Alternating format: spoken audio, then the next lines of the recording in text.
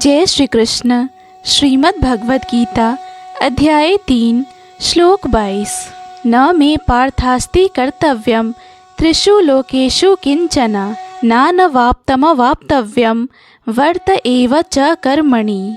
हे प्रथापुत्र, तीनों लोकों में मेरे लिए कोई भी कर्म नियत नहीं है।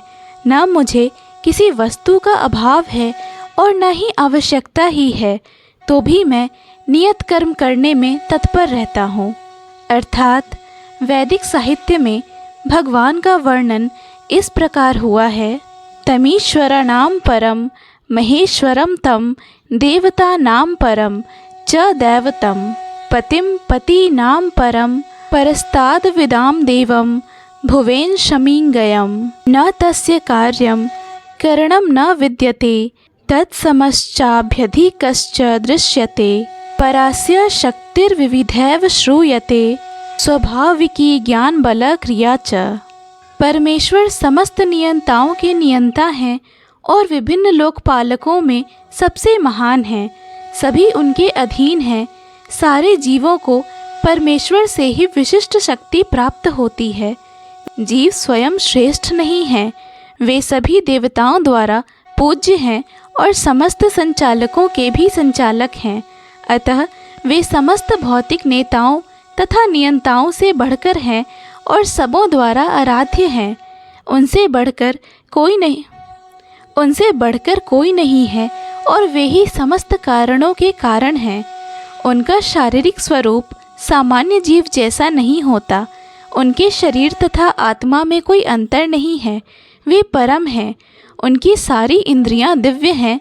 उनकी कोई भी इंद्रिय अन्य किसी इंद्रिय का कार्य संपन्न कर सकती है। न तो कोई उनसे बढ़कर है, न ही उनके तुल्य है। ये शक्तियाँ बहुरूपिणी हैं। फलतः उनके सारे कार्य प्रकृति के अनुक्रम के अनुसार संपन्न हो जाते हैं। भगवान में प्रत्येक वस्तु ऐश्वर्य से परिपूर्ण रहती है और पूर्ण सत्य से ओतप्रोत रहती है।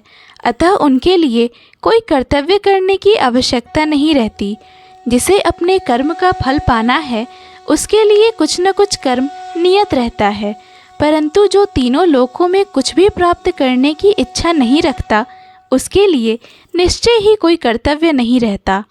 फिर भी क्षत्रियों के नायक के रूप में भगवान कृष्ण कुरुक्षेत्र की युद्ध भूमि में कार्यरत हैं, क्योंकि क्षत्रियों का धर्म है कि दीन दुखियों को आश्रय प्रदान करें। यद्यपि वे शास्त्रों के विधि विधानों से सर्वथा ऊपर हैं, फिर भी वे ऐसा कुछ भी नहीं करते जो शास्त्रों के विरुद्ध हो। जय श्री कृष्ण।